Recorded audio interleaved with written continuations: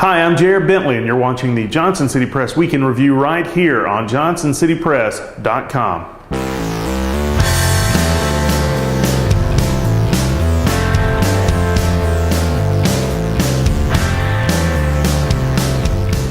I start things off today with breaking news as a police chase on 26 has resulted in police drawing their weapons, according to radio traffic, in pursuit of a suspect who fled the scene somewhere around mile marker 46 near Unicoi. One deputy reported he fired shots at the vehicle in an attempt to flatten its tires. Police are still searching for the suspect, and updates will be posted at johnsoncitypress.com as they occur.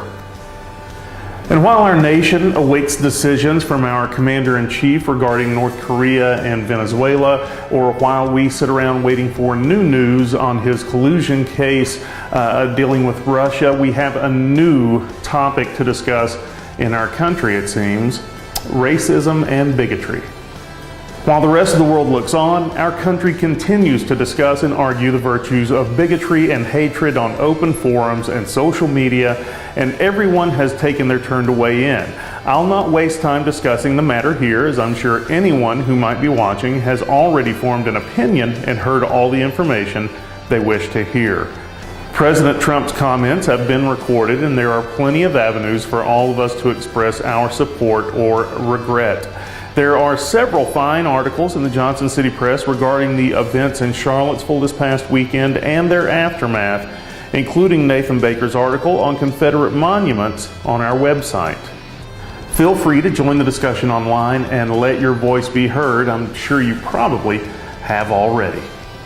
A youth leader, a coach, and a volunteer firefighter and EMT were among 11 people who were arrested this past week in conjunction with a TBI investigation that targeted adults who seek out sex with men, women, or children in a human trafficking investigation.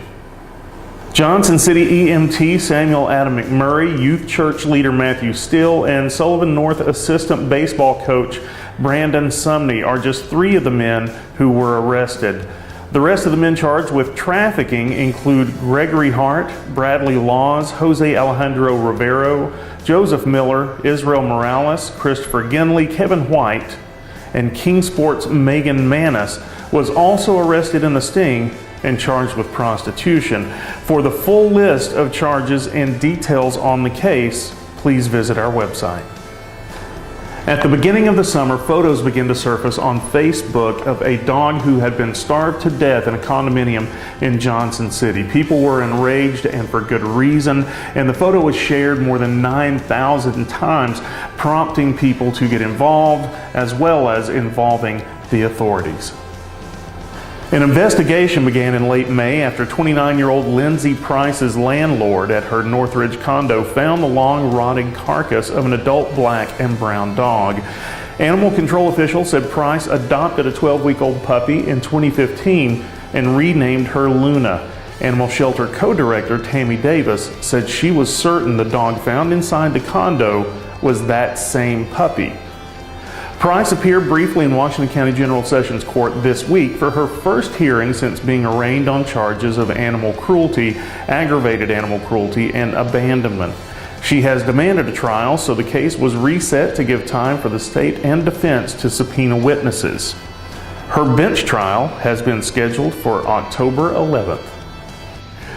After a year of discussion and a decision earlier in the year to remove the fluoride from the water in Jonesboro, the Board of Mayor and Aldermen met this week and reversed that decision, unanimously deciding to keep the fluoride in the water.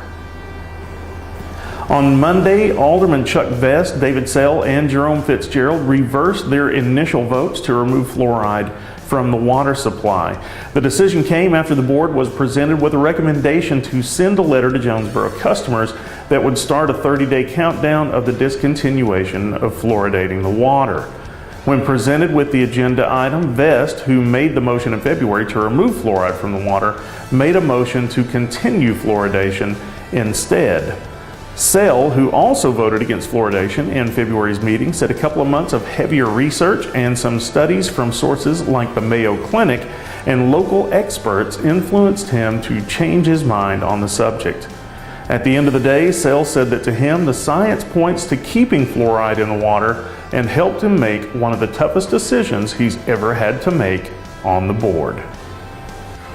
If there are any more decisions made on the matter or any reversals of decisions, we'll let you know right here at JohnsonCityPress.com.